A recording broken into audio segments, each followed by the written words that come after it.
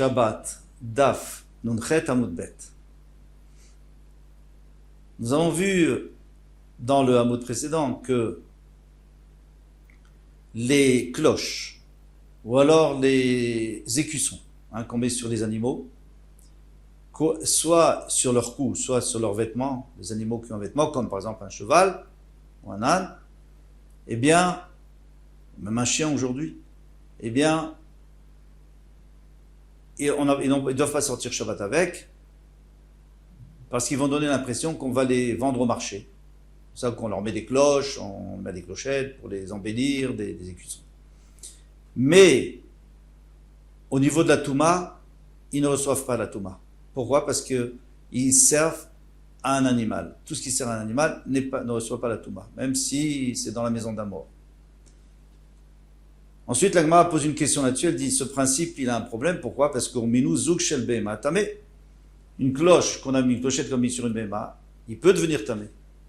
Et elle continue, la braïta, vishel delet taor. Mais si c'est la clochette d'une porte, c'est taor. Ça c'est normal, parce qu'une porte, c'est relié à la terre, c'est attaché à la terre, et ça sert à la porte. Donc tout ce qui est relié à la terre ne reçoit jamais la touma. Mais maintenant, qu'est-ce qui se passe? Shel delet vaseu le behema. Si on a pris d'une porte, et on l'a transféré sur une behema, tamé. Tout de suite, c'est Mekabel Touma. Dès qu'on a mis sur la Béma, ça peut recevoir la Touma. On n'a rien fait, on n'a pas transformé. Chez le Béma, mais maintenant, si c'était d'une Béma, Véasa ou la Délette, et on l'a mis sur la porte, Afal Pichichibrou, même s'il est attaché à la porte, Vekavo Bémasperim, il a fixé avec des clous, Tamé, ça garde la Touma, c'est toujours Mekabel Touma. Alors pourquoi dans un sens, on est exigeant, dans l'autre sens, on est Mekil? Et l'Agma répond, elle dit, chez Kol Kelim Yurdim Yede Tumatam Bemachashava, parce que tous les Kelim peuvent devenir tamés uniquement avec la pensée. Ça veut dire quoi? Ça veut dire que moi, c'était un Keli qui était sur la porte, une clochette de la porte. Maintenant, j'ai voulu le mettre à la Bema, tout de suite ça peut devenir tamé. Alors il faut quand même finaliser en la mettant dessus. Par contre, Ve'enolim Mide Tomatan, mais maintenant pour leur enlever leur possibilité de Touma, et là, Beshulima, c'est dans ce cas-là, il faut faire un acte. Un acte qui transforme l'objet. Et tant qu'on ne l'a pas transformé, eh bien, on n'est pas, on peut pas l'empêcher, on peut pas lui enlever cette capacité de Touma. Maintenant, la question elle reste, c'est qu'avant, nous avait dit un principe que tout ce qui sert à une béma ne devient pas tamé. Ici, on nous dit que la cloche devient tamé. On va répondre l'okaché, c'est pas une question. S'il y a un battant, donc c'est-à-dire le petit bâtonnet là qui fait tout le bruit dans la cloche, s'il y en a un, alors dans ce cas ça reçoit la Touma. Donc ça c'est la deuxième Mishnah. Et la première Mishnah, ce qu'on avait vu avant, pendant le Braïta, c'était lorsqu'il n'y avait pas de battant, et c'est pour ça que c'était Taor. On me demande, Manafshar, je comprends pas. De toutes les façons, Imanaou, si tu me dis que c'est un Kéli, c'est un ustensile, eh bien, Falpiché d'Etlénval, même si la cloche n'a pas de battant, eh bien, ça devrait devenir tamé. Il lave Manaou aussi, tu me dis que c'est pas un ustensile. Alors, Inval Machvele, Mana, tu crois vraiment qu'un battant, il va la rendre un objet? Pourquoi? Et il dit oui, bien sûr. Bien sûr que oui. Parce que quand il n'y avait pas de battant, elle ne pouvait pas faire de bruit, maintenant elle peut faire du bruit. Ah, et qui dit que c'est le bruit? On va voir. Kederav Shmuel Bar Nachmani, Amar Rabbi Yonatan, comme a dit Rav Shmuel Bar Nachmani Rabbi Yonatan. Pourquoi? D'Amar Rabbi Shmuel Bar Nachmani Rabbi Yonatan, parce qu'il a dit ceci. Minaï ne mashmi'a kol bekli matechot sheuta. Mais d'où sait-on que lorsque dans un ustensile en métal, on rajoute, et donc il y a du bruit, il peut faire du bruit, il peut faire un son, par exemple une cloche. Chez Utamé, il reçoit la Touma. Nous, on sait, chez Neymar, Kol Davar Asher Yavo Baesh Tavir Baesh. Lorsqu'on est revenu de la guerre avec Midian, on a rapporté des casseroles, des ustensiles en métal. Tout ce qui peut rentrer dans le feu, eh ben, on le met dans le feu. On doit le brûler et le rougir pour le rendre cachère, pour le cachériser, parce qu'ils ont fait cuire des taref avec. Afil ou dibour. Alors ici, on veut faire une dracha, puisqu'il y a écrit davar, dibour. Davar, c'est-à-dire une chose, dibour, c'est une parole. Même un dibour, yavo baesh. il faut aussi le cachériser. Maintenant, il n'y a pas que écrit le cachériser, il y a écrit aussi qu'après, il faut le purifier. Donc d'ici, on apprend que tout ce qui fait du bruit peut devenir tamé. Très bien. Donc on a compris que cette cloche, elle est devenue tméa parce qu'il y a dedans un bâton. Mais Mayukimta, alors maintenant, revenons à la première braïta qu'on avait dit. On avait dit qu'aucun kéli ne prend la touma si c'est appartient ou si c'est ça sert à un animal. Donc on a dit qu'on parle Bélété Inval, qui avait pas de bâton. C'est pour ça que ça recevait pas la touma. Alors on va avoir un problème avec le reste de la braïta, parce que dans la braïta il y a plusieurs parties. Il y a la Recha, le début, la Sefa, la fin, et il y a une Saïta, celle du milieu. Qu'est-ce qu'il y a écrit au milieu? Et ma Saïta, viens, on va voir la partie du milieu. Velo Bezouk Shevet Savaro. Un esclave n'a pas le droit de sortir avec une cloche qui est à son cou. Pourquoi? De peur qu'elle tombe et qu'il la ramasse et qu'il la porte pendant le Shabbat. Avaliot c'est où? Bezouk Shevet Suto. Mais une cloche qui est fixée, cousue à son habit, ça il peut, il n'y a pas de risque. Veze mekablin touma, et les deux reçoivent la touma. Mais alors, c'est pas possible. Idelit leinval. Tu m'as dit que la braïta, elle parlait dans le cas où il n'y avait pas de bâton. Mi mekablin touma, est-ce qu'elles reçoivent la touma? Qu'est-ce que tu vas me dire? Tu vas me dire oui, la cloche de la béma ne reçoit pas la touma si elle n'a pas de bâton, et celle du Eved, elle reçoit la touma parce que c'est un être humain. C'est pas sûr du tout. Pourquoi? Au minhu. Aose zagin ne martéchet. Celui qui fait des cloches pour martéchet, parce qu'il a envie d'utiliser le mortier pour moudre des encens. Et on sait que les encens, quand il y a une musique, un bruit, une parole, ça leur fait du bien. Alors lui, il fait ça pour le mortier. Bien sûr, il met dedans un bâton. Ou l'aressa. Ou alors pour le couffin du bébé, pour que le bébé s'endorme, il lui met des clochettes avec des bâtons, etc. pour l'endormir. Limite pechot sfarim, ou alors les sfarim qu'on apportait au Beth Midrash, les enseignants apportés au Beth Midrash, ils mettaient des clochettes pour que les enfants entendent et sachent que il va au Beth Midrash et qu'ils viennent le suivre pour étudier avec lui. Limite pechot tinokot, et les habits, sur les habits des enfants, des petits, on leur met aussi une clochette pour savoir où ils sont. Yesh lahem inval tmeim, en lahem inval teorim. S'il y a inval, s'il y a un bâton, c'est tamé. S'il n'y a pas de bâton, c'est tahor. En tous les cas, qu'est-ce qu'on a appris de tout ça? C'est que il faut un inval. Alors pourquoi celui du Eved, s'il n'y a pas d'inval, on dit c'est pas grave, et c'est quand même Mekabel Touma. Chez l'enfant, il fallait qu'il y ait un bâton. Après, on finit quand même la braïta, qu'on va expliquer après. Nitlou invalehem, adayin tumatan alehem, si il y avait un bâton mais il est tombé, ça reste encore la touma, puisqu'il y avait une fois un bâton. Ça, il faudra expliquer plus tard. En tous les cas, on reste avec la question, et on va la répondre tout de suite. Anémilé, Betinok. Quand est-ce qu'on a dit qu'il faut qu'il y ait un bâton? C'est pour l'enfant. Délécala, videz-les, parce qu'on lui fait pour qu'il fasse du bruit, qu'on sache où il est, qu'il se perde pas. Aval, gadol, mais pour le évêque qui est grand, tarchitou, c'est un ornement, c'est un bijou. Afalgav, délétlin, même s'il n'y a pas de bâton, c'est pas grave, c'est pas ça, c'est pas l'essentiel. L'essentiel, c'est qu'il y ait une belle cloche. On n'a pas besoin de le surveiller avec ça.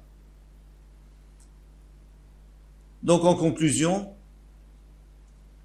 on est arrivé à une conclusion comme ça. Il reste quelque chose à expliquer quand même, il y a un petit problème. La conclusion, c'est que pour les animaux, s'il n'y a pas de bâton, aucun problème.